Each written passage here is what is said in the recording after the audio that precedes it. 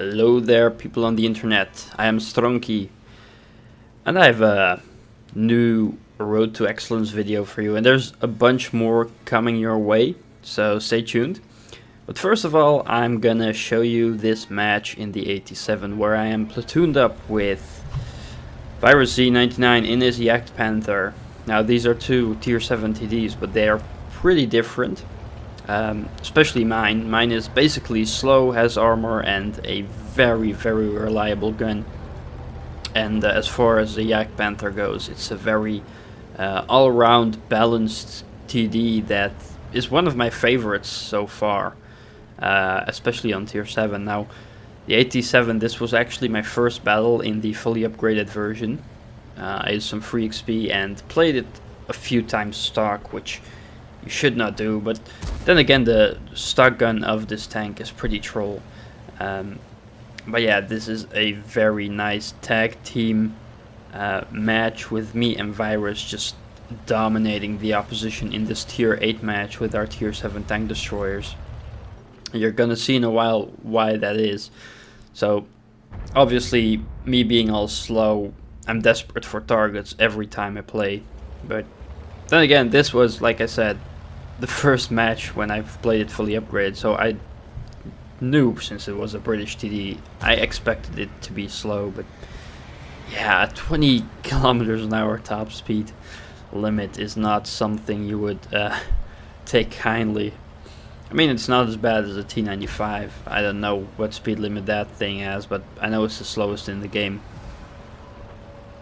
But yeah, it's encounter on Rovanka, and the base is already in danger. Now, I am very aware of my weak spot on the top of my tank, and well, I'm kinda not willing to attack since it's also a tier 8 match.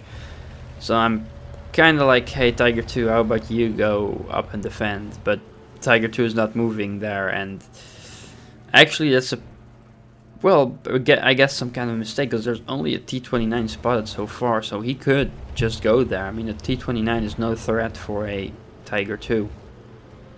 So I'm kind of communicating with Virus. He's in his Yak Panther more up north, trying to get some shots at the incoming east attack. But yeah, well, the base is kind of more important, and they're on a big cap, so I'm asking him to come support me. Now here out comes the T-34. Which is an easy penetratable hit on the side, since my gun has 226 pen. So yeah, that goes through like butter.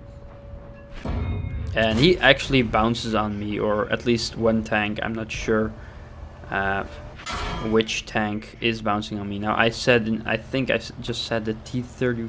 No, I was actually shooting at T-34. It's kind of confusing because there's also a T-29, and they both look very alike.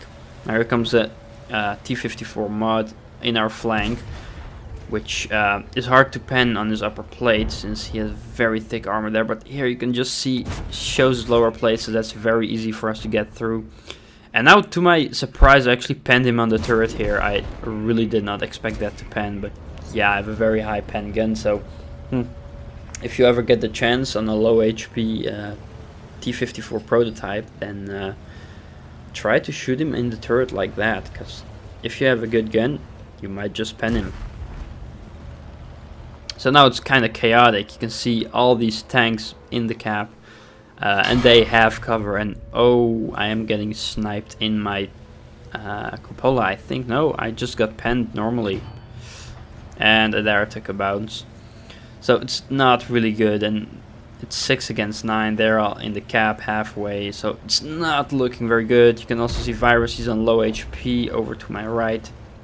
It's not a lot of HP, 87. So yeah, I was pretty sure we were just gonna lose this. This was gonna be a typical encounter game where it's just the enemy team capping and our team just not doing anything. But thankfully our Black Prince manages to kill the Spic in the forest. And there's just 2 more heavy tanks over there. One is thankfully the IS-6 with a 175mm pen gun. So yeah, I decided to go around the flank over here. Not keeping an eye out for the tanks in the south, but I was seeing now that they were still busy in the forest and up south doing, you know, and I have no idea what the KV-85 was doing, but I'm just gonna speed up this part because watching a slow AT-7 is nothing special. Now here comes the IS-3, and I have no idea why, but that IS-3 is completely ignoring me. He's completely ignoring me, and he goes in the flank of that Jagdpanther 2. Now, the main problem with this thing is that the gun depression sucks ass. I can just barely hit this guy. I did not trust the rear of the turret since it's so angled, but then again I have a very high pen gun, so I should have just shot him in the turret. But again, he's just retreating, and I'm just barely seeing anything. There's just a space arm right now. Finally he gives me his full side, and this IS-3, he did not even take a shot at me. What the hell are you doing?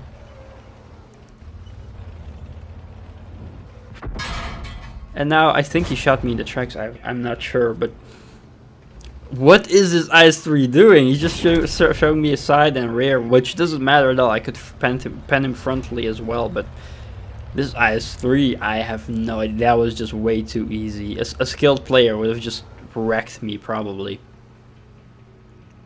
There's a T-34, thankfully just barely showing his side, but even the tracks aren't thick enough to reduce my penetration to get him in the side, so that's very good. I'm also kind of got him tracked, but he repaired fairly quickly and backed up right now. So this was kind of the moment of carry, because it's just me, Virus, and that Jagdpanther 2, and Virus is on low HP, so he cannot take a shot, and the Jagdpanther 2 is also on pretty low HP, so there's not a lot we can do. But I am suspecting that IS-6 and KV-85 coming around my rear anytime soon. I was just expecting that, because it was just taking too long, and there's the IS-6, but thankfully he has a low pen gun, and there I go for his lower plate. And yeah, I kind of have a bad luck that my gun is on the right side, but here comes the KV-85, which also has the 175 pen gun, and Virus there takes out the IS-6 on the south, and well, the KV just barely backs off, just quick enough. Now here I am looking in my rear. I see a Firefly trying to flank me. Thankfully he got spotted, so I can get ready for his attack. And there he comes, and he's like backing up, like, oh, he's aiming at me. And yeah, well, that's him gone out of the picture. And again, yeah, I'm basically going for the KV-85, but Virus is pretty much having a clear shot at him. Yeah, there he goes. And yeah, he takes him out, and that's our Brothers in Arms medal over there. And it's just basically me just being the shield and the scout, and Black Prince here is pinging the location of the T-34, and we're not stupid, we know where he is, so you know, it's kind of useless that he was pinging. And yeah, it's just us against the T-34, and since I have the health, I can still take a shot from him if I need to. I just communicated with Eric, like, stay in the back and I will handle it. And here I could go up. I forgot I could take a shot, so I just took a peek, but then Eric just nails him, and that's the battle done for us. That was just an amazing match, which it just turned out so good. It was just a very good carry, a match that looks hopeless even when you're not top tier. And as you can see over here, we were on the top of the team score, together with our Jagdpanther 2, which did very good with his 3,736 damage. But he's a tier 8, and we as tier 7s did our part. And yeah, you can say the Black Prince also did his part in the forest. He definitely held up against a few tanks over there, trying to hold them off, giving us time to finish at the cap and get ready for the flanking of the enemy. So that was basically a very nice carry. That was something I really wanted to give Eric a high five, even though it now looking back to it, it didn't look as amazing, but just the circumstances, it just gave us the opportunity to flank some tanks with an AT-7. Now that's when you're doing it wrong, when you're getting flanked by a tank like that. Never let that happen to you. My name is Strunky. I hope you enjoyed this replay and gave you a good overview of what the AT-7 can do in situations like this. I thank you a lot for watching, and I will see you next time. Goodbye.